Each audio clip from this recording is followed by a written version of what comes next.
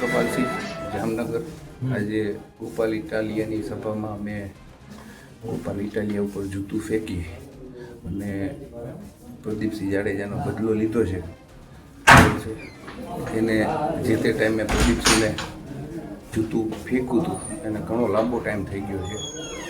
આજ મને મોકો મળવાથી સમાજ પ્રેમી થોડોક હોવાથી આ કાર્ય કર્યું છે મેં।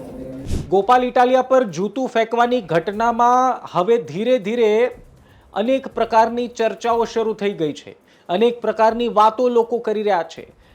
મૂળ ઘટના એ છે કે ગોપાલ ઇટાલિયા જામનગરમાં સભા સંબોધી રહ્યા હતા। છત્રપાલસિંહ જાડેજા નામના એક ક્ષત્રિય યુવાન ત્યાં આવ્યા અને એમણે ગોપાલ ઇટાલિયા પર જૂતું ફેંક્યું। હવે આ એ જ ઘટના 2017માં ઘટી હતી, આવી જ ઘટના, અને જેમાં ગોપાલ ઇટાલિયા પણ હતા, પરંતુ સાઈડ અલગ હતી। ગોપાલ ઇટાલિયા આ વખતે ભોગ બન્યા છે।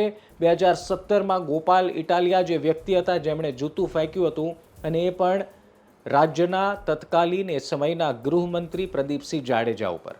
હવે એક એવા પ્રકારની થિયરીની ચર્ચાઓ જામનગરમાં શરૂ થઈ છે, લોકોની વચ્ચે ચર્ચાવા લાગી છે કે ગોપાલ ઇટાલિયાએ જે 2017માં કૃત્ય કર્યું, 2017માં જે આક્રોશિત થઈને સરકારનો વિરોધ કરવાના બહાને જે ગૃહમંત્રી પર જૂતું ફેંક્યું, એ વાતને લઈને જ 2025માં એટલે કે અત્યારે જૂતા કાંડની ઘટના ઘટી છે।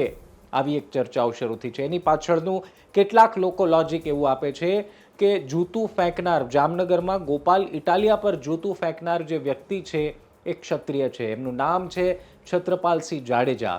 કેટલાક લોકો એવું કહી રહ્યા છે કે 2017માં પ્રદીપસિંહ જાડેજા જે ક્ષત્રિય સમાજમાંથી આવે છે, ક્ષત્રિય સમાજના મોટા નેતા છે, એમના પર ગોપાલ ઇટાલિયાએ એ સમયે 2017માં જૂતું ફેંક્યું હતું, એટલા માટે હવે 8-9 વર્ષ બાદ એનો બદલો લેવા માટે આ ક્ષત્રિય યુવાને ગોપાલ ઇટાલિયા પર જૂતું ફેંક્યા હોવાની ચર્ચાઓ ચાલી રહી છે।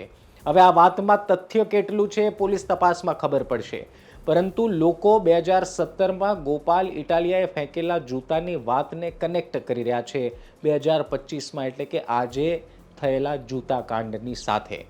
એ સમયે ગોપાલ ઇટાલિયાએ સરકારનો વિરોધ કરવાના નામે ગૃહમંત્રી પર જૂતું ફેંક્યું હતું। આ વખતે એ ધારાસભ્ય છે, સામાજિક જીવન સાથે જોડાયેલા છે, લોકોની સેવા કરવા માટે ધારાસભ્ય બન્યા છે, ત્યારે એક વ્યક્તિ એમના પર જૂતું ફેંકે છે અને પછી આમ આદમી પાર્ટી એક રાજકીય પક્ષ પર આરોપ લગાવે છે, ભારતીય જનતા પાર્ટી પર। હવે એમાં પણ એક ટ્વિસ્ટ એવો આવે છે કે એ વ્યક્તિ છત્રપાલસિંહ જાડેજા એ ભારતીય જનતા પાર્ટી નહીં પરંતુ કોંગ્રેસનો કાર્યકર્તા નેતા હોવાની ચર્ચાઓ શરૂ થઈ ચૂકી છે, અને લગભગ જામનગરના લોકો આ વ્યક્તિને જાણે છે। એ ભારતીય જનતા પાર્ટી નહીં, કોંગ્રેસ સાથે જોડાયેલો વ્યક્તિ છે। તો એનો અર્થ એવો પણ થયો કે 2017માં જે 2017ની જે ઘટના થઈ એને 2025 સાથે શું લેવા દેવા છે એ સવાલ થાય। અચ્છા, એનો મતલબ એ પણ થયો કે આમ આદમી પાર્ટીએ જે ભારતીય જનતા પાર્ટી પર આરોપ લગાવ્યા છે એમાં તથ્ય કેટલું છે? આ બધા જ પ્રકારના સવાલો અત્યારના ગૂંચવાઈ રહ્યા છે। સીધી લીટીની વાત એ છે કે એક ધારાસભ્ય પર જૂતું ફેંકવામાં આવ્યું છે। આવા પ્રકારની રાજનીતિ અથવા તો આવા પ્રકારના કૃત્યને ગુજરાતમાં સ્થાન આપી શકાય નહીં, મળે નહીં, એને સાંખી લેવાય નહીં।